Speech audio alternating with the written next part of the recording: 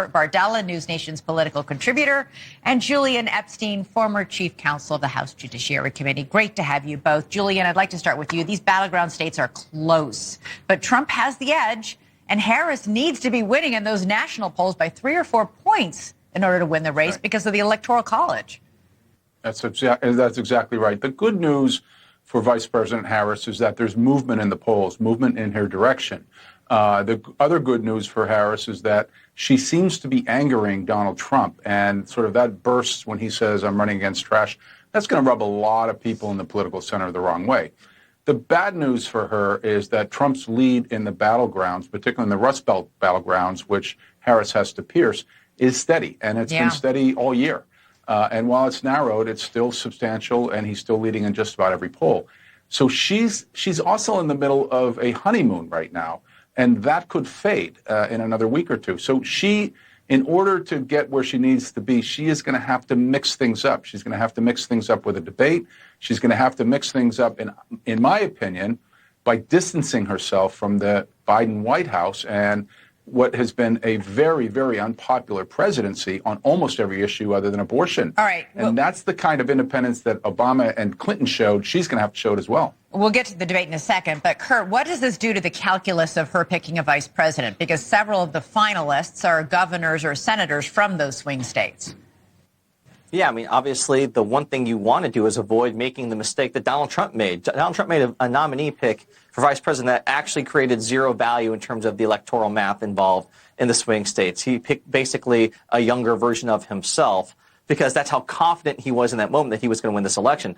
I think for Vice President Harris, it's making sure that you pick someone who does bring something to the ticket in terms of being able to reach more voters, having targeted demographics to help you in the electoral math, looking at the key swing states like Wisconsin and Pennsylvania and Arizona and Michigan. But does a VP deliver a state? Well, I think if you pick the governor of one of those states, like Pennsylvania, it certainly could. And at the very least, if you pick a governor, let's say, of like a state like North Carolina that's been going Republican that could flip and go over blue, that's a net positive. I think that the vice presidency nominee, again, we all know we vote for the top of the ticket in this country. But in this case, this is new territory, uncharted territory. And when the margins are so narrow in this election, and they're going to be, every little bit could help. So picking someone from one of those swing states, I think, is a good idea. All right, Julian, you jumped the gun on debate. This afternoon, Harris said she's ready to debate. Listen. So many of you have been asking me about the debate, and I'll tell you, I'm ready to debate Donald Trump. I have agreed to the previously agreed upon September 10th debate. He agreed to that previously. Now it appears he's backpedaling, but I'm ready. And I think the voters deserve to see the split screen that exists in this race on a debate stage. And so I'm ready. Let's go. Now, Julian, Team Trump is saying there should be multiple debates, but they're also saying they're not sure now that they will actually do that debate they already agreed to on ABC. What's going on? Well, they will come to an agreement because no one's going to want to look like they're backing down from a debate. So I think we'll see multiple debates, and we won't know what they're going to be for at least a couple of weeks. But she has got to accomplish two things in the debate. One is she has to turn on the charm, which I think she's more able to do than Donald Trump is. The second, she's going to have to make a political pivot to the center because, as I said in the last part of the segment, was the Biden record is a very unpopular record on everything from the economy, immigration, crime, on down the line. She's going to have to make that separation the same way Bill Clinton and Barack Obama and even Joe Biden made the separation from sort of the party orthodoxy if she wants to win independence, which are who are going to decide this election. Yeah, all right. So, Kurt, I have to ask you about this J.D. Vance imbroglio. He made a comment to Tucker Carlson on TV a couple of years ago that childless women should not be running the country. Listen. We're effectively run in this country via the Democrats, via our corporate oligarchs, by a bunch of childless cat ladies who are miserable at their own lives and the choices that they've made. And so they want to make the rest of the country miserable, too. And it's just a basic fact. You look at Kamala Harris, Pete Buttigieg, AOC, the entire future of the Democrats is controlled by people without children. Kamala Harris has stepkids. Pete Buttigieg has 2 kids. This is really blown up. Today, actress Jennifer Aniston, who rarely makes political comments, said this: "I truly can't believe that this is coming from a potential VP of the United States.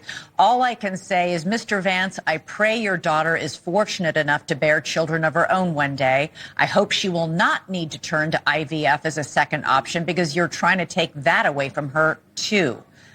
Aniston has 45 million followers on Instagram. She's been public about her own struggles with fertility. This has really struck a nerve with a lot of women, including conservative women, who are speaking out and deeply offended. Yeah, when you look at the last couple of election cycles that we've had since Roe was overturned, we've seen this trend of Republicans underperforming and Democrats overperforming, no matter what the president's approval rating has been, which has been underwater, no matter what the economy has been, which inflation was really crippling a lot of people. Still, somehow, even in red states, we have seen women's rights, women's choice, women's freedom trump almost all of the other issues that were being decided. It's why the red wave never materialized in the 2022 midterms. And I'll tell you, the clearest way for Republicans to blow this election is to have comments like that from the vice president's nominee, for Donald Trump to go out there on his stump and refer to the first female black nominee in history as garbage or trash or incompetent or an idiot or corrupt or stupid. That type of misogyny that underpins the totality of the criticize her Republican dating Party. life before she was married. What is that? Whose business is that, and why is that important? Right. And I'll tell you, Elizabeth, every woman is listening right now to the words being said by these white Republican men, and it may never show up in polling, but I'm going to tell you, they will get their revenge, their say, at the polls in November. We shall see. Kurt Bardella, Julian Epstein, great to have you both here tonight.